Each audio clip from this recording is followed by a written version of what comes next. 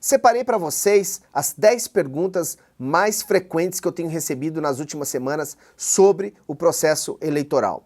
Por exemplo, o que eu preciso fazer para votar nulo? Se eu não votei no primeiro turno das eleições, eu posso votar no segundo turno das eleições? Se o presidente não quiser passar a faixa para o seu sucessor, ele é obrigado por lei a fazer isso? O que são os fiscais eleitorais? Enfim, quem vai ganhar a eleição? São muitas perguntas e eu vou responder todas essas perguntas para vocês nesse vídeo. Ah, errei, né? Vocês entenderam.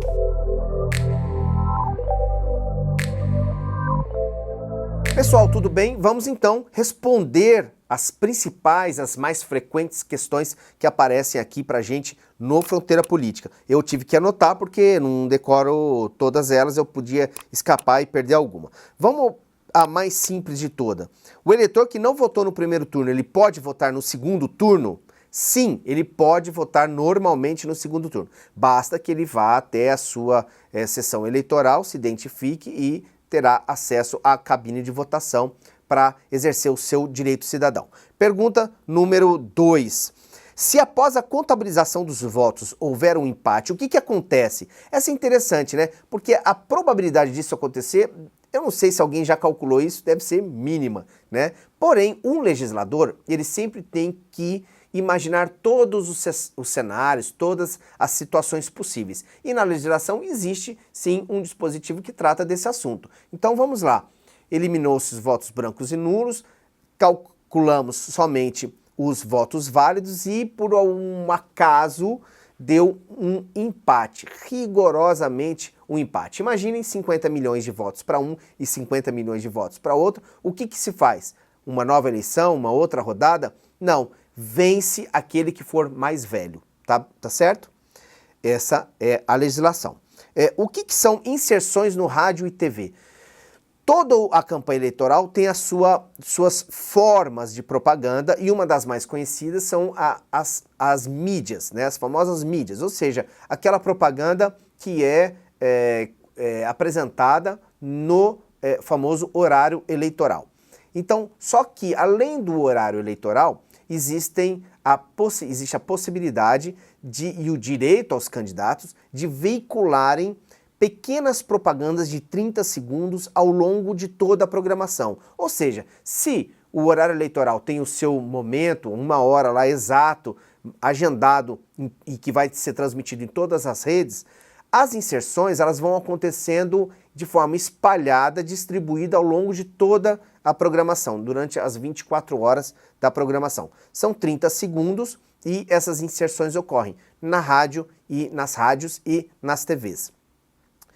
A responsabilidade dessas inserções pelo controle e distribuição dos tribunais eleitorais, Tribunal Superior Eleitoral, tribunais regionais eleitorais e da produção e da entrega dessas mídias das campanhas eleitorais. Então, o comando das campanhas eleitorais tem que produzir esses materiais, produzir essas inserções e entregar dentro dos prazos, dentro do formato adequado e para a distribuição para esse pool, né, essa rede de rádios e TVs em todo o Brasil. Qualquer pessoa pode ser fiscal? Sim, qualquer pessoa pode ser fiscal com uma exceção, tá? Tem que ser maior de 18 anos, tá certo? Você é maior de 18 anos, você pode ser fiscal nas eleições. Aí tinha outras perguntas sobre os fiscais, né? Como é feito o credenciamento dos fiscais? Deixa eu explicar como funciona isso rapidamente. Cada partido, coligação ou federação pode ter até 2 delegados em cada um dos municípios do Brasil. Desses delegados, eles são, digamos, os responsáveis mais importantes, representantes mais importantes do partido, da coligação, da federação naquele município. E os delegados vão indicar fiscais. Quantos fiscais podem ter? Quantos forem necessários. Pode ter um fiscal por escola, um fiscal por seção, enfim, pode ter, cada partido e coligação pode ter quantos fiscais desejarem. Porém, esses partidos têm que credenciar essas pessoas, escolher essas pessoas assinam um termo, colocam lá o seu documento e recebem um crachá ou às vezes até um adesivo de fiscal daquela coligação ou daquele partido. Então, essa é a forma mais comum de fazer o credenciamento, e aí, uma vez credenciados, eles são distribuídos entre as escolas para atuar no dia da votação. E aí tem uma pergunta correlata, né? Como que ocorre a atuação dos fiscais, né, durante o processo eleitoral, durante o dia da votação? Bom, cada fiscal é representante, como eu já disse, de um partido ou de uma coligação, ou de uma federação. Portanto, o que ele faz é garantir que todo o andamento do processo eleitoral esteja ocorrendo de acordo com a lei, de acordo com as normas. E ele também fiscaliza os adversários, tá certo? Ou seja, por exemplo, imagina que existe um integrante de um partido adversário que está lá fazendo boca de urna, ou está distribuindo um material que é proibido no momento da votação, ou ele está de alguma forma tumultuando o processo. Então esse fiscal vai fazer o quê? Vai denunciar a atuação errada, né, ilegal do seu oponente, né, do representante do outro partido. Como ele vai fazer essa denúncia? Ele vai diretamente para o presidente da sessão, ou ele vai para o delegado daquele colégio, ou então até mesmo para um policial militar que está lá, porque sempre existem os policiais militares que ficam direto dentro dos colégios, né, para garantir que o fluxo e as coisas aconteçam da forma mais pacífica possível, e ele pode também chamar um policial e dizer, ó, essa pessoa está fazendo boca de urna, tá? Então, o papel do fiscal basicamente esse, é manter o andamento do processo eleitoral, da votação naquele dia no seu colégio, da forma mais pacífica e correta possível. E o fiscal tem alguns direitos também, né? Por exemplo, ele pode a qualquer momento entrar nas salas de votação.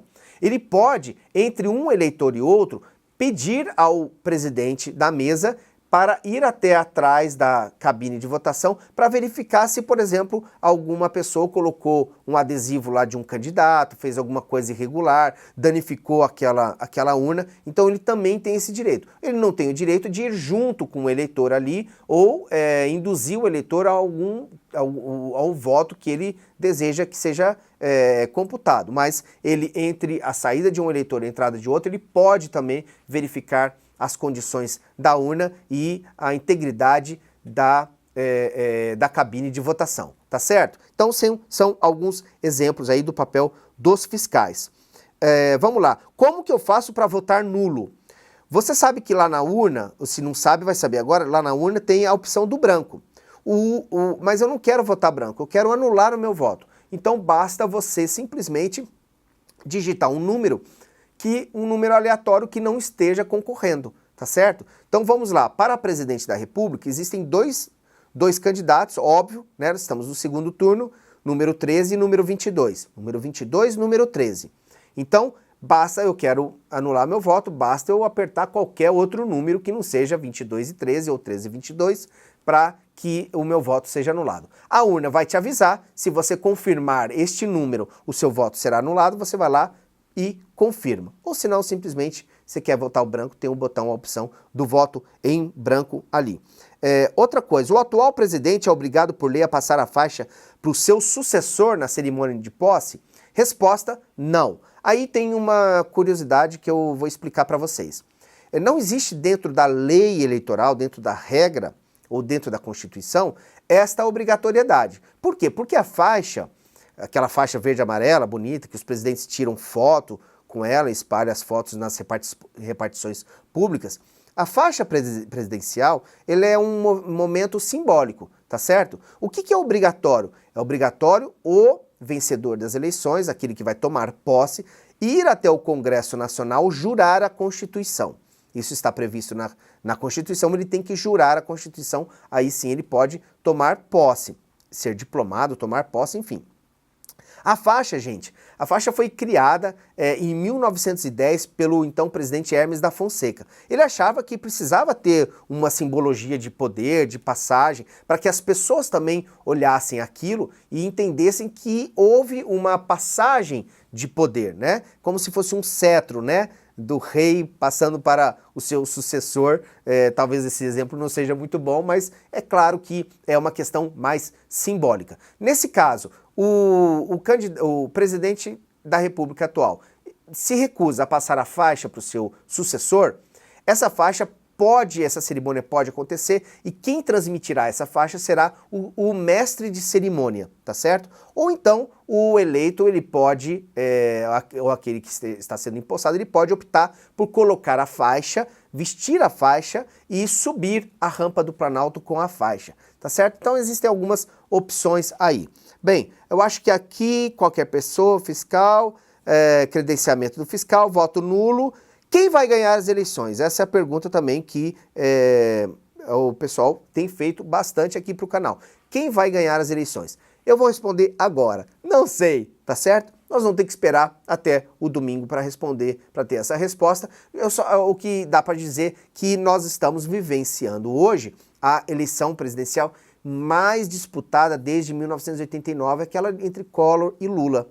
Então é uma eleição que será decidida por poucos votos, né? Quando a gente fala poucos, nós estamos falando de provavelmente alguns milhões, né? Alguns poucos milhões, mas isso é pouco para um país do tamanho do nosso, né? E com a nossa população. Então será uma disputa bem acirrada. Os institutos de pesquisa, alguns estão dando vantagem de um e o outro, outros estão dando um empate técnico mais puro, que é o que está prevalecendo. Então nós estamos falando aí de uma diferença de 3 a 6%, é o que pode vir a acontecer. Portanto, esta das 10 perguntas, essa é a única que eu não tenho resposta, tá bom? Espero que tenham gostado, boa votação, vamos em paz e que, independentemente do resultado, o respeito entre as partes seja preponderante, ou seja o mais importante aí